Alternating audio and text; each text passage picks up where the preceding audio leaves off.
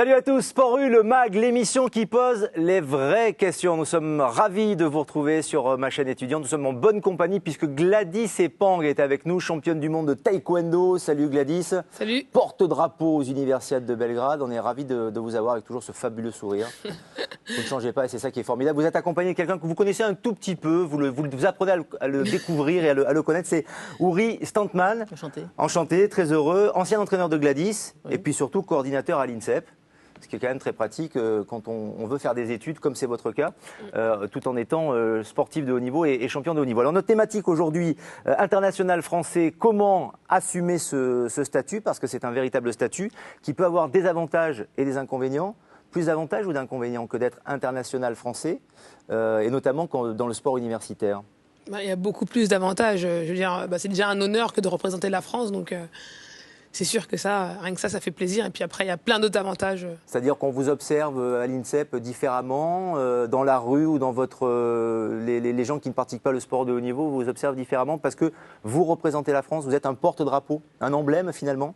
Oui, c'est sûr que je suis un emblème, un porte-drapeau. Oui, il y a quelques personnes qui me regardent un peu différemment dans la rue du fait que je représente la France dans diverses manifestations comme championnat d'Europe, championnat du monde et Jeux Olympiques.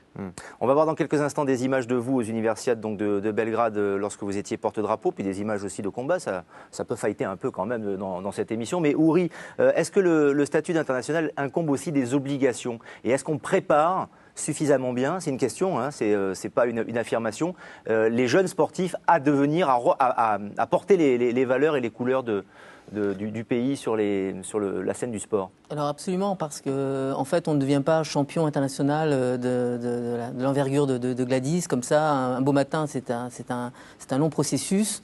Et ce qu'il faut dire, c'est que l'athlète grandit donc par ses compétitions, par son expérience de sportif de haut niveau, mais aussi par son éducation, ce parcours qu'il suit dans les pôles. Vous, en tant qu'éducateur, sur les valeurs, en tant qu'entraîneur, qu'est-ce que vous apportez à des sportifs comme Gladys ou des sportifs qui sont peut-être moins émergents, mais finalement qui portent aussi à leur niveau les couleurs et qui ont ce statut d'international? Pour faire vite, on essaye d'optimiser l'athlète qui vient avec un grand talent, avec un très gros potentiel, on essaie de l'optimiser. Donc on travaille sur énormément de domaines, de champs, que ce soit sur un champ de préparation physique, d'amélioration technique, tactique, technico-tactique, et aussi sur une approche mentale. Et ce tout est constitué aussi par une relation extrêmement proche et qui essaye d'apporter à l'athlète énormément de réponses et de solutions à des problématiques de performance. Et puis, ce qu'il faut dire aussi, c'est que l'athlète n'est pas qu'une machine à gagner, n'est pas qu'une machine à s'entraîner. Ouais, c'est un être humain. C'est un être humain, c'est aussi un être sur lequel on essaye de diriger sur des projets aussi scolaires, universitaires, socio-professionnels. Et donc, le fait aussi de les accompagner sur un parcours, un projet universitaire, scolaire, ça les prépare aux responsabilités d'international et de ce fameux statut dont on parle. Absolument, parce que ça demande une certaine réflexion, une certaine distance, distanciation, avec justement des moments dans la vie d'un sportif qui ne sont pas forcément toujours très euphorisante. Par exemple, il y a des défaites, il y a des petits passages à vide. Il y a des déceptions et de la fatigue. Ça peut arriver. Ouais.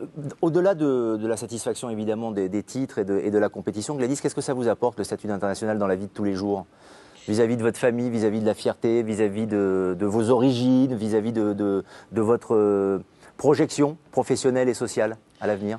D'abord, à titre personnel, je veux dire, c'est un grand enrichissement parce que le taekwondo m'a fait énormément voyager. J'ai pu découvrir d'autres cultures, d'autres personnes, d'autres manières de penser. Ça, c'est très enrichissant sur le plan personnel. L'Asie, notamment, avec la Corée, mais pas que l'Asie. Ça a pu être aussi Cuba, le Mexique. J'ai aussi visité j'ai été faire des compétitions dans pas mal de pays. Et vous avez visité du Maghreb. Un peu, c'est ça que vous vouliez dire? Voilà, j'ai visité un peu. Donc, voilà, et on en sort toujours grandi Les voyages nos forment la compétitions, jeunesse, voilà, finalement. de nos Ouais. compétitions à l'étranger. Donc ça, c'est sur le plan personnel et sur le plan familial.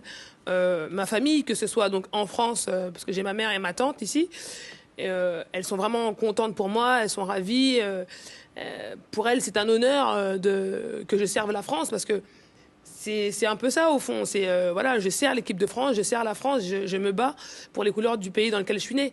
C'est très important. On rappelle que votre famille est originaire du Cameroun. Ouais. Et ils sont venus en France et vous êtes né en France. Donc c'est justement cette dualité-là, moi, qui m'intéresse. Le fait d'être de cette génération-là et de porter haut les couleurs de la France, est-ce que c'est une fierté supplémentaire pour vous?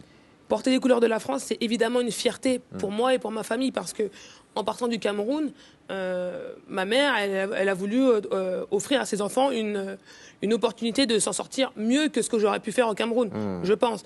Et aujourd'hui, forcément, voir sa fille évoluer au sein de l'équipe de France de taekwondo et remporter magnifique. des médailles, c'est Et ça magnifique. prépare un avenir doré en matière de sport, d'un point de vue sociétal et professionnel également. Avant d'en parler, quelques images qu'on va commenter avec vous, Gladys, c'est aux Universiades de Belgrade. C'était vous le porte-drapeau, là, quelle fierté. Vous le serez peut-être un jour, je vous le souhaite, aux Jeux Olympiques, pourquoi pas à Londres, on peut l'imaginer. Voilà, vous êtes dans les rues de Belgrade, c'est vous avec le drapeau. Qu'est-ce qu'on ressent quand on est porte-drapeau bon, et après, il y a évidemment les combats, mais ça a été une vraie fierté pour vous aussi d'être porte-drapeau? Être porte-drapeau à Belgrade, ça a été vraiment une grande fierté à titre personnel et aussi pour ma discipline. Le taekwondo, on est vraiment une toute petite discipline. On est olympique que depuis... Ça, c'est ça qui est formidable pour votre sport. Ouais. Voilà, que depuis 2000, on est olympique finalement. Et puis, jouir d'une...